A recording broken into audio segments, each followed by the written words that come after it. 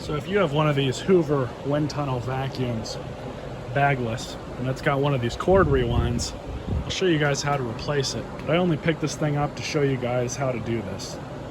First thing you want to do is remove the dustbin. Now we have access to everything up here. So the first thing we'll do is remove these two top screws.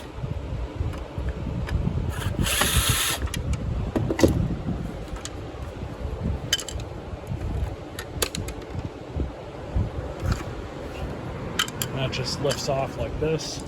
So now you're going to pull this off. Pull these two screws off. Alright, so now that the machine has been flipped over on these, unfortunately we do have to remove this top cover here. So we'll have to remove the bottom plate.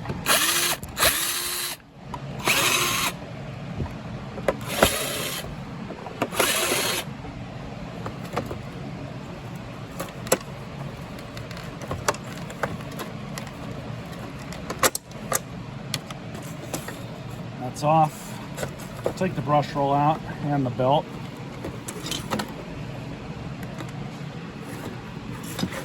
So there's a couple screws. This one you'll need to remove, as well as pull your wheels off.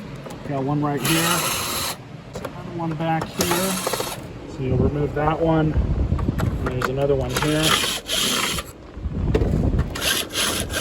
There we go.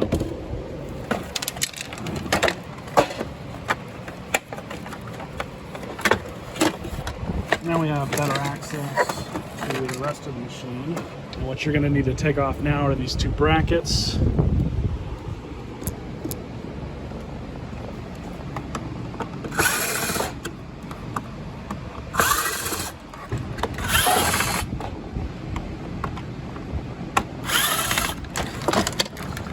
With those out, now you just need to either remove the hose from here or remove it from the base.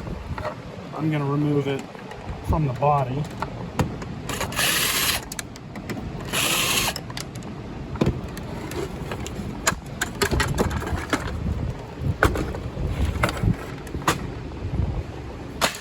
So, as you guys can probably tell, for the novice or somebody who's just looking to fix their vacuum, there's a good amount of work involved in replacing one of these cords. So you also have a bunch of screws here in the back that need to come out.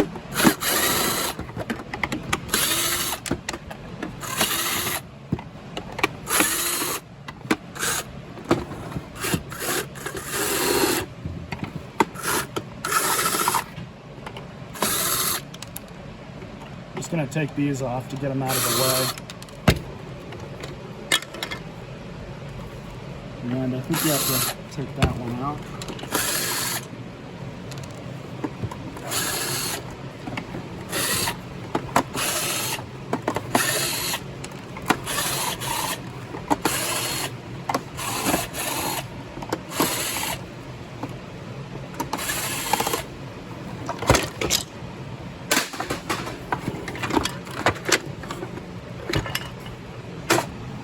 Okay, so we have one more screw, and I did have to pull this back cover off. No big deal, but you kind of need to, pull it off to get access to these wires anyways.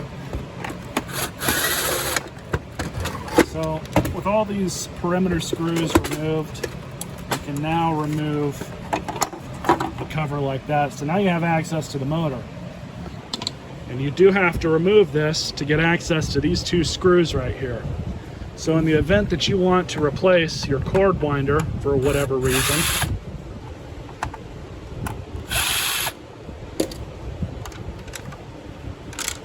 just pull those two out, take this cover off.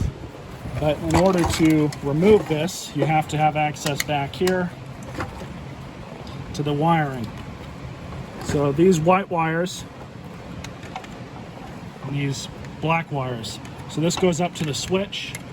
This white one goes straight to the motor. Now just for our purposes, since I'm not going to be fixing this, I'm just going to cut these off. So we'll cut this one off here and this one off here. So then with all that slack, we can just pull this out. So in the event that you did want to replace this, it's going to come with its own wires. So you would just feed the wires back through that little hole and then recrimp them back into the wiring on the machine. And there you go. That's how you would replace that, and then everything goes back the complete reverse way that you took everything off. So I'll show you guys this and you know, just exactly how this thing works.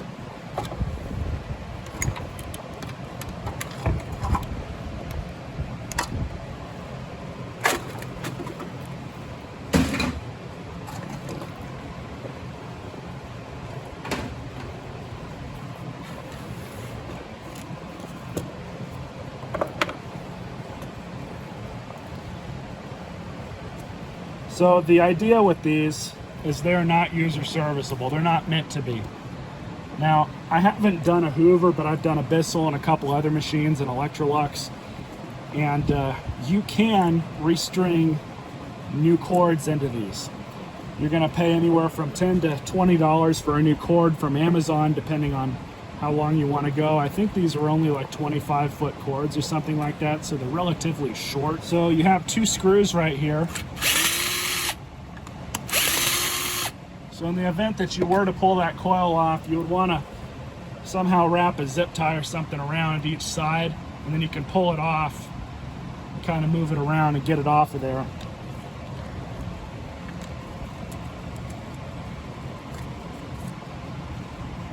So here's that piece. So remember, our wiring's right here. And in order to patch in a new cord, that's how you would do it. You would need to get two new connectors.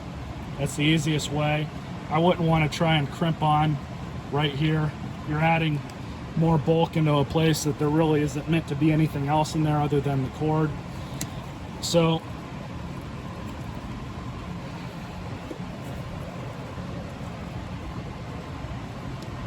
these have the locks on them. They just come off like that. But you can see you have two different tangs right there, which if this thing can even come off, I don't know if it can. I'm just going to break these off so I can show you guys how these work. But this is it. So it's kind of like a key switch on a riding lawnmower. It rotates, makes contact, and of course when the machine is turned on, this isn't turning, but it only turns when you pull the cord out and put it back in.